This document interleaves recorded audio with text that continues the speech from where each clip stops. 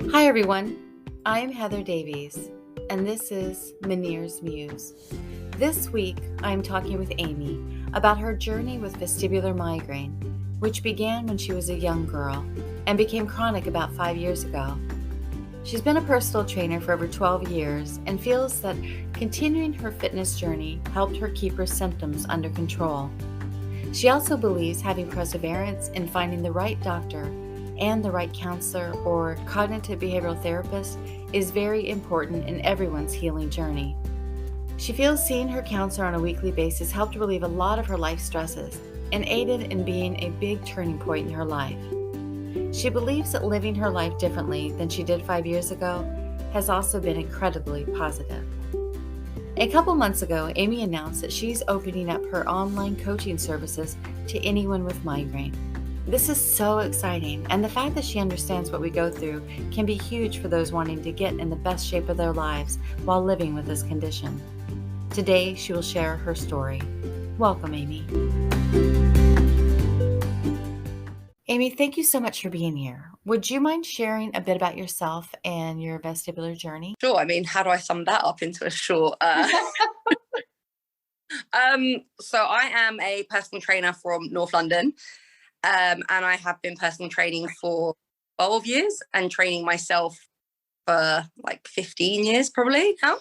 I probably had vestibular migraines from very young, if I'm honest. I just don't think it was quite picked up on, and I was like very little. Like I remember feeling very odd around 9, 10. So it's really quite amazing to me now when I think about just how long, I had symptoms that were just horrible for a kid to actually have, and no one really knew what was wrong with me. But Right. they'd be very like coming and going and coming and going. So nothing was ever always there. And then I think when I was about 13 years old and started going through puberty, I did start getting vertigo episodes, feeling very detached from my reality. My family always tell me that all they remember me saying as a kid was, I don't feel like I'm here. I don't feel like I'm connected. And I was very young. I then got investigated, and they investigated me for epilepsy. Oh. And negative. And then because the episodes within about 6 months to a year kind of eased off, I guess, I did go to a lot of doctors, but it was just kind of forgotten about. I was fine. So that was the end of that. And then I don't really think from 13 to 19, I probably would have had, again, a few things like hiccups, but nothing that would have deemed me to go to a doctor. Mm-hmm. And then the episode started again. This time I did get a diagnosis of vestibular migraines, but if I'm honest, I didn't even know that until I researched back when it reared its ugly head. Right. Later, actually see a really good doctor. I did get diagnosed, but I was quite young, and his only advice at the time was, because I was still getting attacks and it wasn't chronic and it was coming and going, was to do vestibular rehab and to be healthy and fit. And that was kind of his advice. And his advice was, it will go away. So at 19, off I went. Right. took 6 months off work at the time, got heavily into fitness, which is probably the reason why I'm so into fitness now, because people always ask me this. And I'm like, I genuinely thought if I stopped exercising that I would get sick. That's kind of how I linked it in my head. And then I'd honestly say from 19 to 29, I was pretty good, which is like a good 9 years of not having any, like I definitely had episodes where I wake up lightheaded. I had headaches. I remember getting headaches as a child. So there were definitely some months within those years where I was getting headaches, like in theory. Like when I look back at my notes, I can see it's very easy to forget when you kind of think of all the time that's passed. And then when I was 29, I went actually to Los Angeles to visit my ex-boyfriend, and we were hiking. I felt a bit unwell the whole trip, but like nothing major. Got back to London, and within a week I was at a wedding, and I just started getting like this spinny feeling. And I was like, it's weird, but like, okay, cool. Like I've had this before, like it's probably just gonna disappear. Mm-hmm. Except the time got worse and worse and worse. And it just quite quickly progressed very badly, with a lot of symptoms that I'd never really experienced before and all the time. So it wasn't like how I remembered it when I was a kid, although I would say it wasn't like I woke up and all these symptoms appeared. They were appearing kind of as the days and weeks went on. Every week something else was coming up. And I think for anyone, that would cause extreme anxiety. For me, I think I was like, because it was familiar, not, it was easier to kind of believe what was wrong with me, but then it came with such a host of other symptoms that I'd never had before, that I was like, this can't be right. And even if you do know what's wrong with you, the fear of something being 24/7, I'm just gonna set my phone off silence so it doesn't bleep. The fear of something being 24/7, I think, you're not getting any respite is just petrifying, I think, for anyone. So I'd say though that first year was probably one of the worst years of my life. So was that the year that you were I know you were homebound for a while. Was that? Yeah. I'm just weird. Like, I have spoken to so many people with this, and I generally think my resilience was a lot higher than other people's, because I don't know how I worked like the whole way through this. It's not because I felt like I could. I generally felt like there was a clear wall between me and another person in my house. But I had no other source of income. I worked for myself. Like, it was just a stressful, and I was like, if I take time off, which, to be fair, I could have got help. I could have like taken financial time off, but what would I be doing? Sitting in bed crying about it? That's what would have happened. And that seemed worse than trying to get up and deal with people. So I didn't take on any new clients, but it was just, what I realized now is I was in a gym full of spotlights watching someone go up and down, up and down, up and down. So in hindsight, it probably was more triggering, but I don't really think if I would have taken more time off, it would have made any difference, if I'm totally honest. I just think it was going to go on for how long it went on for, regardless of me sitting in bed all day. I think that would have been worse mentally. Right. But every weekend, pretty much inside for a good 6 months, I'd say, looking back. And that was just because I couldn't drive. Like, my vision was blurry 24/7, which I just, like that. I'd never, as much as someone can tell you that's migraine, and no one could possibly think that you could be having something like that all the time. And I couldn't drive because I couldn't see the lights on the road. There was just no way. I was a liability on the road. So my best friend would come around and sit with me every weekend, bless her. So that's what we would do. And there are definitely a few people at that time who I would never have got through without it. And then there's definitely people who I don't ever speak to now, period. Right. So not that I'm, yeah, but you know what? Like, and I've had this conversation with my partner now. The universe does things in a very odd way. And I think if those people are meant to be in your life, they would still be there. And if they can't actually, as harsh as it is at the time, I'm quite grateful those people were cleared out, because it's just better that they're not there. Yeah. I hear that a lot in the groups, that people just don't get it, that friends pull back. But, it's hard because it's so hard for us to wrap our heads around these symptoms. How can we expect someone to understand them that's kind of outside that, Oh, I mean, me and my older brother, we're really close, and they definitely understand now, but we went through a horrible time where I just don't think he realized the severity of it. And that's the problem. I looked fine. Well, I think I looked very tired and drained and pale. Like, I don't actually think I looked fine, but to the average person, you don't look like there's something wrong with you. So, we'd be sitting there, and I think I remember going to a pub, and it was a birthday, and I just would leave and cry and just not be able to stay in that environment. And the more they didn't get it, just the more I got angry and upset. And to be honest, I think the best thing I would say to them is to be very open with your family. Try to actually show them the severity of the illness, get them to read up on it, get them to look at people's YouTube videos. And eventually they, like my brothers now, they're very much like, if I go out with my nieces and nephews, they're like, oh, Auntie Amy can't go on that spins. Like, she can't do that. Right. Like, it's like, but it's different. I'm sure it's very difficult for people to grasp it. Yeah, definitely.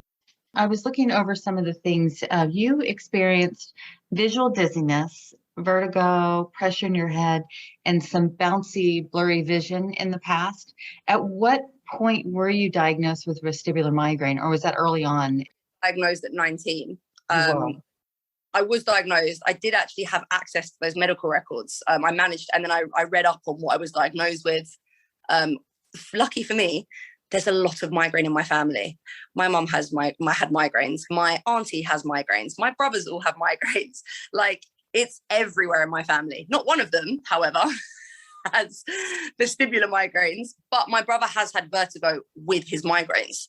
not to, like a fleeting when he's had the migraine, Right. but none. So I think for me, going into a doctor, I'm probably easier to diagnose than someone that may be the first generation of migraines, because it has to start somewhere, right? Right. But I met a lot of shitty doctors, and it actually just upsets me, if I'm honest, when I think about the medical system or anyone that's in a job or profession that should be helping people. It's like me coaching someone, be like, oh, I can't really bother. I don't really care about how you feel and how crap you feel about your body. Like, I don't care. Just don't do your job. So there were definitely some people that I found that were awful, and then some people that were amazing, which is why I'm always trying to recommend those people, because that would have helped me kind of just go in the right direction early on, rather than go a lot of different doctors. I remember in the Mummy Scene Double private group, you coming on after you went to numerous doctors, and you would just retain so much information. I was just floored by how you would interact with these doctors and just remember everything. And I'm like, oh my gosh, I need her in my back pocket to go into the doctor. I actually recorded, whether you're allowed to do that or not, I like voice recorded about 4 of them. Did you? Yeah, just when I was going through, because I needed to hear that I was going to be okay. And I think that's what a lot of people want to hear. What I've realized is doctors, no matter what is wrong with you, legally can't tell you that you're 100% going to be cured. Like whatever, even if you are going to be. So I love the way they word things. But I think that's why I recorded a few of these sessions, so I could replay it like, you're not going to be stuck like this. Because when something goes on for a long time, it's very difficult to see a way out of that, just especially with something that is so limiting to your life. Absolutely. That's a great idea. Did you have to ask your physicians for? No, I didn't. I'm just pretty. just did it? You know what? I don't owe these people anything. I'm not going to take the risk if they say no. Like, I don't care. Yeah, it's just you for your benefit. And it's not like I was sharing it to anyone. I think the only people a couple of people I shared to were people that were suffering, to help them feel reassured. Those were the only people that I ever shared that recording to. But it's still on my phone. It's still there. Haven't listened to it for a very long. I can't actually listen to it because I'm so distressed in the appointments. It's actually very difficult for me to listen to myself like that, if that makes sense. Yeah, it does. Totally. Were you taking somebody with you to the appointments? You know what? No, not really. I took my partner with me for a couple of them. And if I'm honest, he wasn't great in doctor's appointments. And I think me being ill was such a burden on our relationship that I just think by the time we got to the hospital, because I wouldn't say he was the best person to necessarily go with. He was great throughout me being unwell, to be fair. Like, he really supported me, but definitely I just decided to end up going by myself, which I didn't really care. I think having someone else there, I just wanted to ask my questions and be gone with it. Right.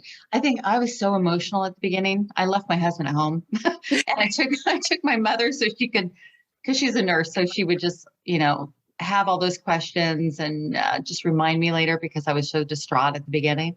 So sometimes it is, but I can see where it would be a distraction at times. I'm quite a lot of these appointments by myself, to be fair. I think losing my parents quite young, I'm quite used to, I don't know, like going through things by myself, which sounds like a poor me, but it's not. It's genuinely like I've got 6 siblings. Like, I'm fine. I generally just wanted to go and hear what they were going to say and just questions out and not have to worry about the person next to me worrying about me. If that makes sense. I get that. What do you think was the biggest game changer for you? Was it just pushing through and on your fitness journey? I think I would say the biggest game changer me was going to therapy, but finding the right therapy. And when you say therapy, you mean vestibular therapy? No, as in like a counselor. Okay. So I always say to people that for me was like a godsend. Like, I truly believe the universe put me with that woman for just it. Like, my best friend saw her and was like, you need to go see this woman. I was like, no, she's going to think I'm lying. I can't be bothered to sit there and like convince someone of what's wrong with me, because I'd gone to a therapist who just basically pulled up a whiteboard and was like, you don't have anything wrong with you. You're just really stressed out. I was like, definitely fucking stressed out. Like, right. A whiteboard in front of me that I can't even look at because it's white. Like, all I can see is dots on this board. And I'm like, I'm paying like £100 an hour for this guy. Oh my God. So I think the hardest thing about anyone that goes to therapy for any reason is persevering to find the right therapist. Like, I say that to everyone, and I know it's expensive, but I cannot even explain how much my therapist got me through the worst time of my life. Like, so many benefits came out of that for me. For me, it was not looking forward, like reassuring, like all the things you want from a doctor, I guess, but from a person every week. And I think I say to anyone, go to therapy. Like, it would be my advice to anyone, but also doesn't need to be a vestibular therapist. I'm sure, like, I never bothered going down that road. It was offered to me, but I met this woman and just loved her. Like, she was such a lovely spiritual woman. Like, we just clicked. Like I said, I really believe that she was she was just sent. So I've sent her loads of people now. So she probably dealing with see her migraine people. Yeah. Do you still see her? I saw her for 3 years. I don't see her, but I did send her a big thank you card and like a present and like just a catch up every now and then of how I am. So like she was such a big turning point for me. I don't think anyone, if I look back in hindsight, and maybe you'll agree, like, I don't think there's any one treatment. And if I'm honest, drugs that did work for me, I think the doctor that I met, like my doctor now, has migraines. So he was quite honest and still quite gentle in his approach, but again, quite matter of fact, which I kind of liked because he had empathy. Like, he gets migraines, but he was like, you know, no treatment is a magical cure. Like, your brain will calm down by itself. And you have to kind of look at the treatment as in it is just curing or helping the symptoms. It doesn't mean that he's not for it or that there's not protocols that you have to go through, because I'm still like very slowly coming off my drugs and still doing something else. But I do think that his understanding of it and how he made me look at it, because everyone's looking for a cure. How can I fix this? That quick fix. Yeah, like, but I think the day that you accept maybe this might go on for a bit longer, still do all the things that you're meant to do. Like, I'm not saying don't try your meds and go through the process, but the more stressed you get at trying to find something to fix yourself, the worse the anxiety becomes, because you're just every day, I'm not fixed yet. Like, you're so hypervigilant on these symptoms. Thank you so much for saying that. It's so important. I mean, we all know that everyone's looking for a quick fix, and it does take time. And wanting to be somewhere that you're not, just that anxiety. I never experienced any anxiety like I have with vestibular migraines or Meniere's. And it just intensifies it, wanting to get out of this trap of all these symptoms. And for me, trying to relax, embrace, and just kind of surrender to the symptoms, and not a way of giving up, but I mean a surrender just to fighting it. Yeah, just to let it go. It's not going to last forever. Just kind of. There'd be many nights where I'd have to, and this is where therapy was great. Like, when I went out for dinner and all of my friends they didn't understand, and I had to leave because I got a headache, and she was like, "But you still went out, and cool, you had to leave and rest the next day." And it's so easy for me to forget that now because it hasn't happened for a long time. But I remember every time I would do something that was quite a lot, I'd have to rest for 2 days. Like, it would put me off. And I got into the habit of, okay, this is okay. Like, if I don't feel well, and I think even now, if I don't feel good, I go sit in bed. I was not that person before I got sick. And I think that's probably why I got sick. Right. Because I was very like push. Yeah.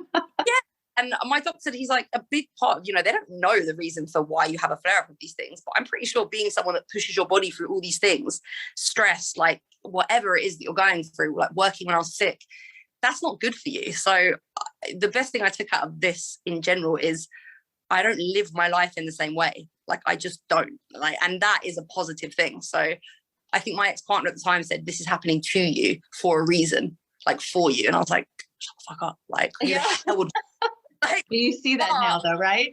but yeah, like I always say to my boyfriend now, I'm like, you don't know what, like, I'm so laid back about things. I was like, oh, you don't know what I was like before.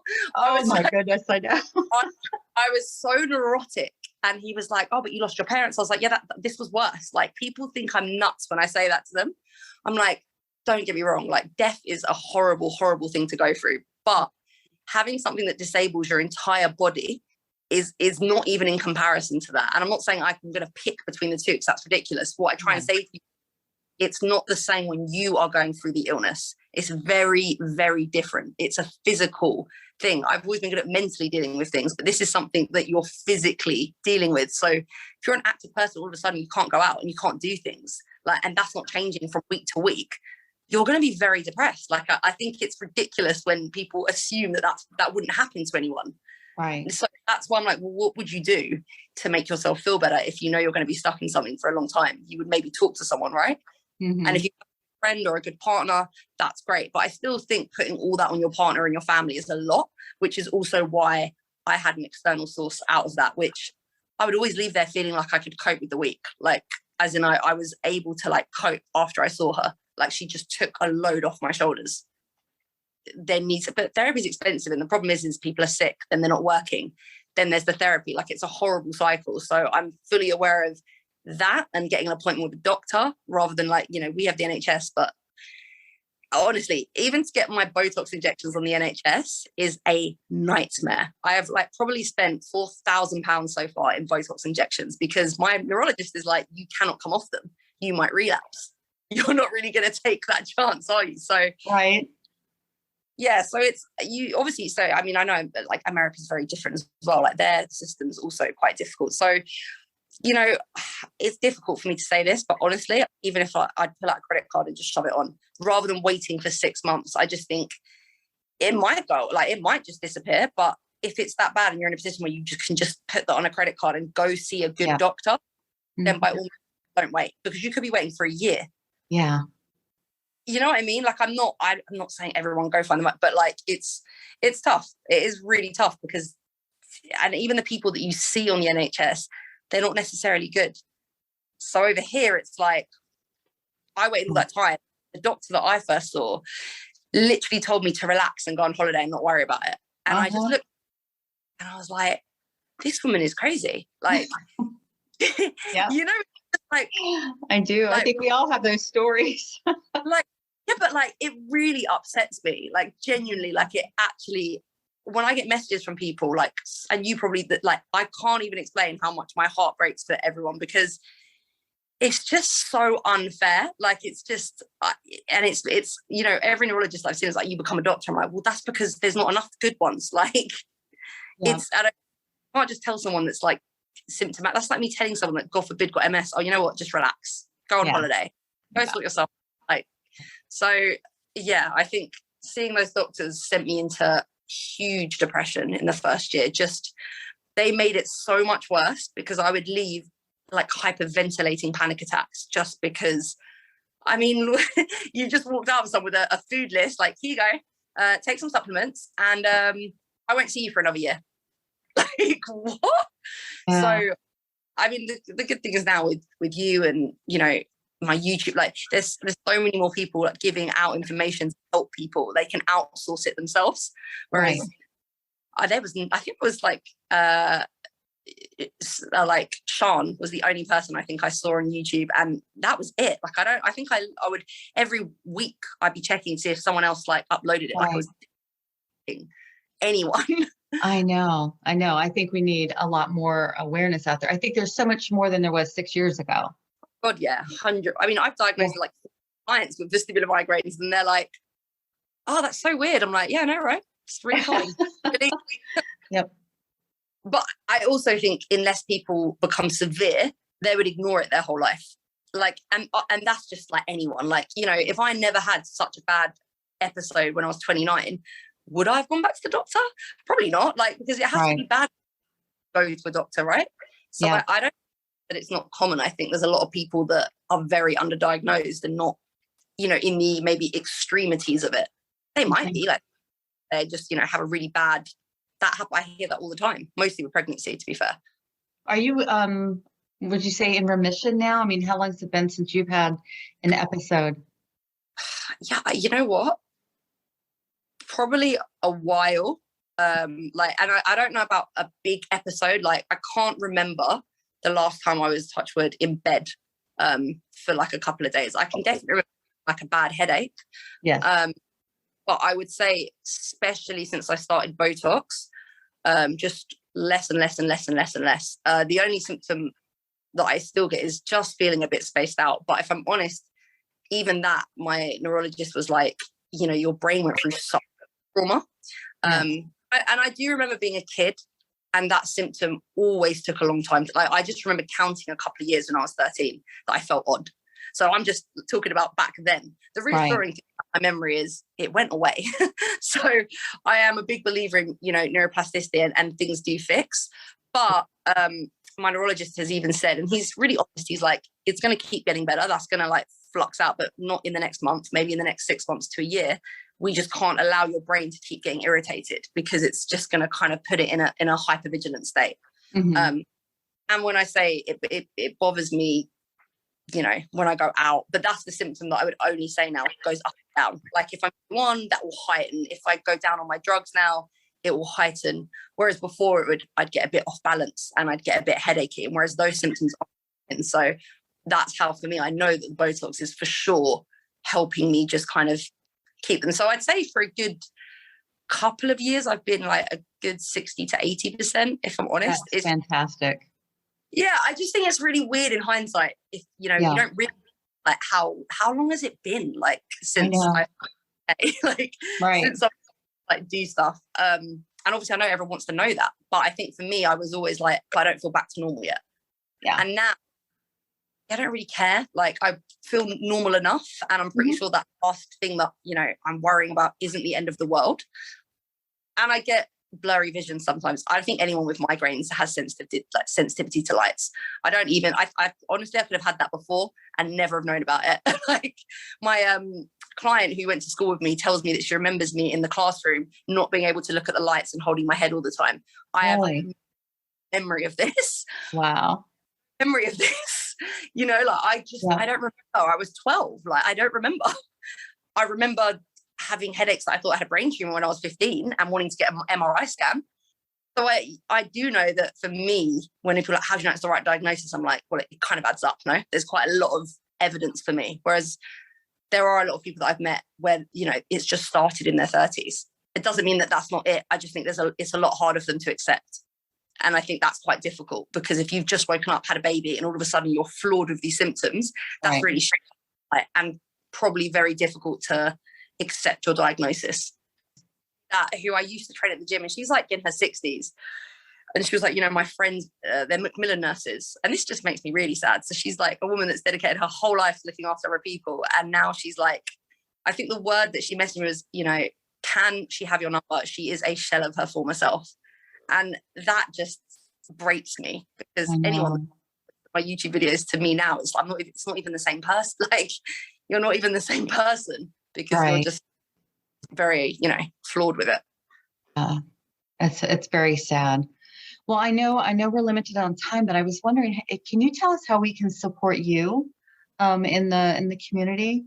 And I know you're doing some things for Vestibular Warriors too. Yeah, I separated my Instagrams just because I was like, I really want to have a space where I can talk about a lot of migraine stuff, and so that don't get really overwhelmed with me talking about migraine stuff. So my Instagram that's personal is anyone can follow me, but it's just literally anything I post about updates will most likely go on there.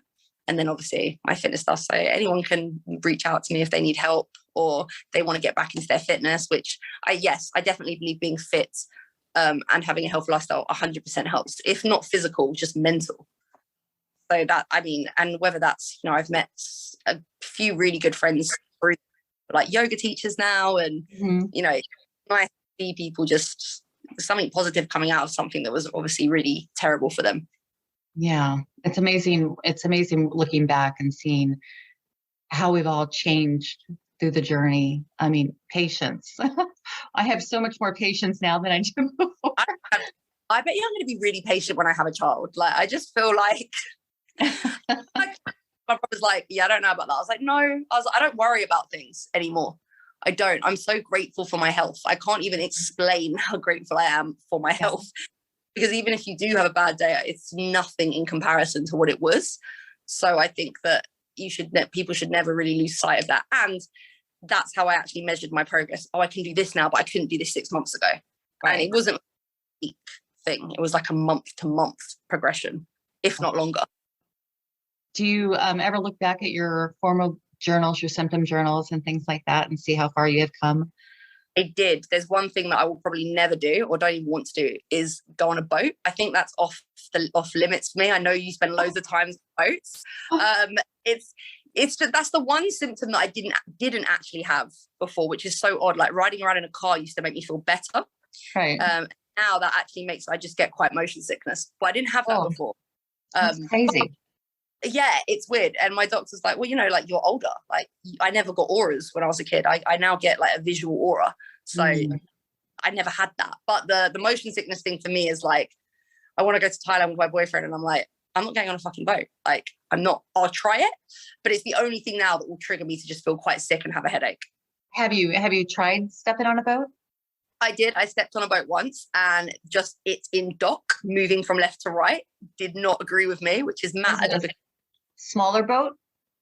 No, it was quite a big boat. Really? I'm like, there's a couple of things that I've got over. I tried ice skating. I can ice skate now, but I can feel that my balance is not, like it's nowhere near what it was. I don't care because at the same time, there's a million people that can't train. I'm quite happy to do. Right. And some people that are like, oh, like I'm sure I could go do that again if I really tried it. I just don't care that much. Yeah, right. Like, you know, and I used to get really upset when I would see people post that. So I hate to say that because I would like, oh, but I just want to be back to myself and I want to be able to do everything that I used to be able to do. And it's like, you know, it's like if you break your arm, I'm sure you can do things again, but hey, it might feel a bit fragile doing it. It doesn't mean that if you're not willing to put the work in the rehab, I'm sure you'll be able to do that again. I just don't care enough to ice skate or, you know, get on a boat. I'm down to try it, but I did go on a boat before these episodes and I remember having a violent headache for 2 days. So it's not that it wasn't there before. It definitely was. It's just now the motion sickness is worse. But my twin brother gets motion sickness really badly and has migraines. It's very linked. So all my brothers are not great in cars. Oh, I mean, stinks. I don't know what I would do. I know my doctor, when I told him what we wanted to do, he's like, listen, it's worth a shot. For me, he said it might actually help my symptoms. And I don't know if it was a mind game, but I'm the same as I am on land as I am on the boat. So that's me though. That just shows how different we are. Yeah, but then there's people that like see me go up and down doing exercise that I can't do that. I can do I can flip myself into a handstand and it won't. I mean, my head might feel like it's going to pop at some point. Right. But I just don't. But maybe because you did it a lot before. I never spent a lot of time, but I did spend a lot of time exercising, and I do think your body has an amazing way of remembering what it did. Absolutely. I should have gone on more boats before. Basically, I would have been fine. Yeah, you know, boating in England, it's not such a thing. Yeah. Florida, probably like are quite restricted if you can't get on a boat. Right. Well, Amy, before we go, I wanted to end with something a little fun. So I have a few whirlwind questions for you. You ready? Okay. Fill in the blank. Vestibular disorders are? Challenging and life-changing. Oh, that's for sure. So you feel your symptoms coming on and you're trying to be brave. What's the first thing you do? Distract myself. And how would you do that? You know what? I would watch TV with my big fat glass, obviously. My feet elevate. So I found that if I put pillows up and put my feet up, it would make the rocking sensation feel better. Yeah. And you know, the mad thing is I used to rock myself to sleep as a kid if I like shake your leg up and down, it confuses. I still do that in my sleep. I do too. And actually my daughter has growing pains and I have taught her, and I don't know if it's a good thing, but I've taught her just to rock herself, to lull herself to sleep. Now that I rock myself to sleep, it's the bizarrest thing. I do the same thing. It's just quite sad where it came from. But it's self-soothing, which is what my therapist says. So I put a happy film on, I take some Xanax, and I just self-soothe and try to take my mind off what is happening and eat something that I want to eat. Good for you. Migraine or not, okay? I don't really care about that. What is one thing people usually get wrong about you? I don't really know. Most people don't get anything wrong about me. I think I come across how I am, to be honest. That's good. What's your favorite meal? Pasta, for sure. So the last show you binged and loved? It was actually Lincoln Lawyer that I just recently finished on Netflix, the new one. I love crime Oh, documentaries. just started that.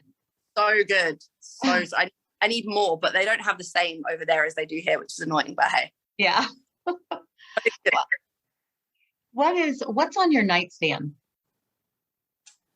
You're gonna laugh if I tell you what's on my nightstand. A big tub of magnesium tablets. Uh-huh. Have to have the magnesium. Yeah, but it also helps muscle recovery, so it's not just for my head. Hay fever tablets at the moment because that's nice and pollen count's nice and high over here. A bottle of water and a frame that says, "When you love what you have everything you need." Oh, I love that. I have a lot of quotes in frames in my room. What's an activity that completely relaxes you? An activity, like a sporty activity, or like something Anything. reflexology relaxes me. That's the most relaxing thing I've ever had done in my entire life. I just fall asleep. Nice. I've never had that done. I've read books on it, but Honestly, it is the best thing. The person that I actually started seeing for reflexology, this is how weird the universe is. The day that I was meant to see her is the day I got rushed to A&E when I started having my. Gosh, are you kidding? Turned out that her son, who was 15 at the time, ended up being housebound for 5 years, having very similar symptoms. And we would speak a lot throughout our time that we see each other. And turns out he had Lyme disease. Oh my goodness. Which I did tell her. I was like, listen, I have been on these migraine groups, like this can definitely be, and they live in an area where there is quite a lot of ticks. And now he's in treatment for a year and he is just leaving the house and he's like 20 now. Oh my gosh, that's crazy. So tell me the universe isn't weird, right? Right. Wow. What movie could you watch over and over and never tire of? That's a very good question. You know what? I can't remember what it's called. It's the one with Katherine Heigl where she gets swapped into her sister's body. Is it Freaky Friday? But the original Freaky Friday. Oh, I haven't seen that one. It's a Disney. It's like a very. I think it was one of Katherine Heigl's like first films. And I love her. You should watch with your daughter. It is literally the best. It's a proper little Disney film where sisters swatch roles. What's your most used tool out of your vestibular toolbox? I mean, if I'm honest, and this is terrible because I'm really against taking drugs, I'm not going to lie, but I would honestly say like Xanax is the only thing that helped the rocking sensation. I honestly don't take it a lot. I couldn't tell you the last time I took it. But I remember when I started going to the cinema again, that was really triggering. And I would take it and everything would just stop moving. Problem is, it makes you really sleepy. So I'd end up falling asleep halfway through. You're right. My first movie that I went to after my vestibular symptoms was Wonder Woman. Ooh. And I was like, I was covering my eyes most of the time because it was just so loud and so visually overstimulating. But I went with my girlfriend. Yeah. But the visual stuff was enough. It's like moving and it's like your chair's moving, but it's not. Right. Oh, and the noise. It was just like, okay, I'm going to stick it out. I'm just going to stick it out. Not that I think Rescue Remedy does anything. It just helps me breathe because I take it and breathe. Right. So those things I would say are the only helpful, biggest things in my vestibular toolbox. Okay. And the final question is, what are you extremely grateful for today? I'm extremely grateful for my health, but also my outlook since overcoming and dealing with it. And I don't think anyone can, I'm sure there's people that take negative from negative, but I just think if you can't appreciate life after having this, then you really, really need to go to therapy. Right. It's so true. It does change your perspective completely once you're able to flip things around. And I look at it in such a different way now. Like I lived on those groups, yep. And I would always say to people, I would see this a lot and it would really piss me off because I don't over exaggerate. As a person, I promise you I'm not, but there are a lot of people that their personalities is to over exaggerate, right? Right. So you don't know, like some of these people that were like, I'm so bad. 6 months later, they'd be like on holiday, like, oh, it's so their degree of what you think they're saying is bad. And so I always say to people, like, you can't look at that because it would really panic me. That would honestly trigger me so much. I'd get so anxious about it. And then you'd be like, am I going to get better? Well, I'm still here 20 years later. You go on that person's page, they've been to Hawaii, and I'm like, so I kind of just learned that, my sister was like, I've been on like mummy groups, and people are saying they've had mastitis after breastfeeding for like 20 years. She was like, people are nuts. She was like, kind of have to learn how to gauge that. Yeah. And which is why I'm always like, yes, I was really sick, and it took me a long time, but yes, I'm also better. And I always say to people, try to remember that a lot of people in those groups are very anxious. That doesn't mean it's wrong, but they're in the midst of anxiety. So what they're saying, you know, isn't necessarily like 100% the truth, or like, do you know what I mean? It's how they're feeling on that day at that time. Exactly. I know, even looking back at some of our posts, it's like, oh my gosh, come such a long way. I'm like, oh my God. And especially when you're not that person. Like if someone had told me that I'd ever join a group and go looking for, I'd be like, no, like definitely not. But the 2 times I've done it in my life, it has really helped me. It was from vestibular migraines and suffering with hormonal imbalances after bodybuilding competitions. And that also went for a group that really actually helped me overcome it. So the internet is a wonderful thing. For sure. Well, Amy, I'm so happy that we finally got to connect. All right. So ever. Thank you.